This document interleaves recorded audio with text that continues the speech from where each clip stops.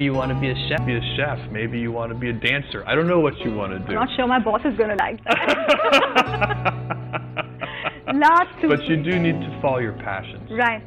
Virtually all of us have fantasized about what we would purchase if we win $1 million lottery. Pictures of raving Ferrari, sunny private islands, raging out parties often come to mind. Billionaires and millionaires often make purchases we sometimes ignore as even an option when we purchase the Washington Post or an extravagant private jet or a clock that would count for 10,000 years or a couple miles underground in the middle of nowhere and Texas.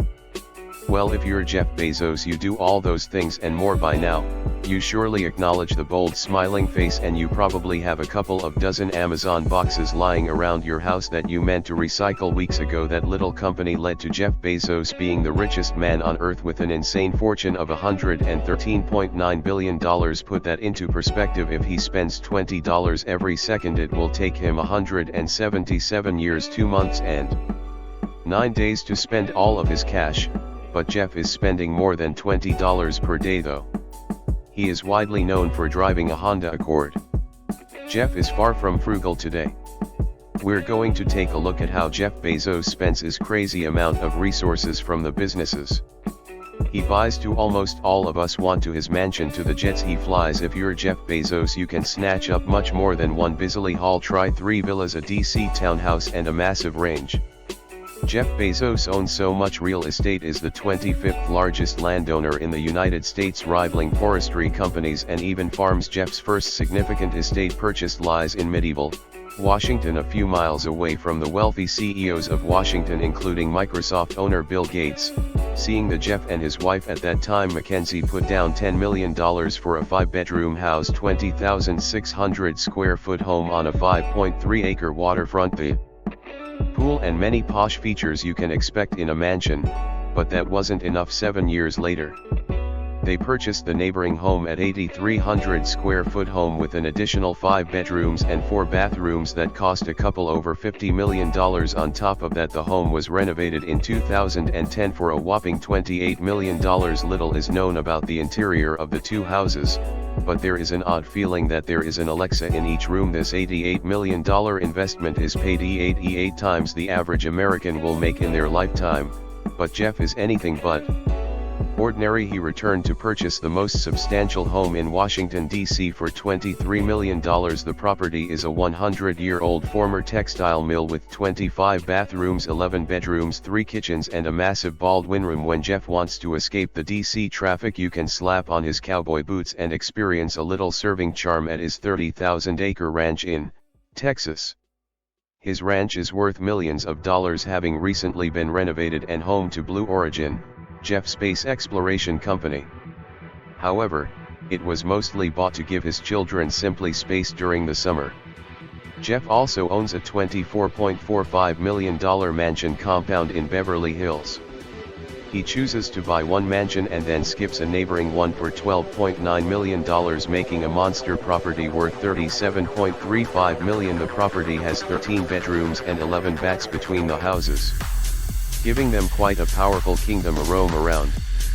However, one Beverly Hills home wasn't enough for Jeff. In February of 2020, he reportedly purchased the most expensive home ever sold in Los Angeles, the Warner State.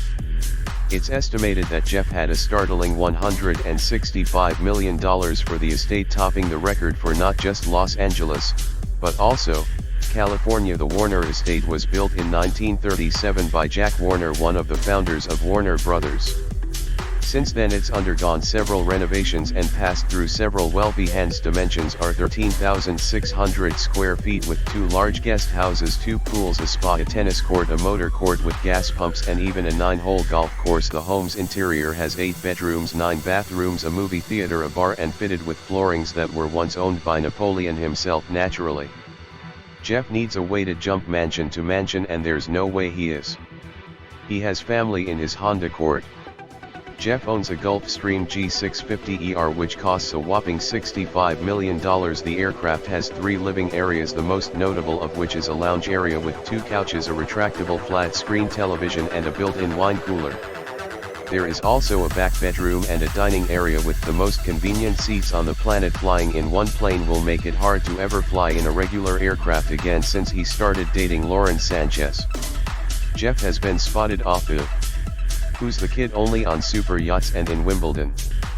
He recently pitched a lavish week-long birthday party for Lauren, which covers a party with high-profile celebrities like Orlando Bloom and Katy Perry. The birthday week ended with a romantic trip to Bath on a private yacht. On these trips, there is no doubt that Jeff has spent more on a single toast than most people spend on a week of food.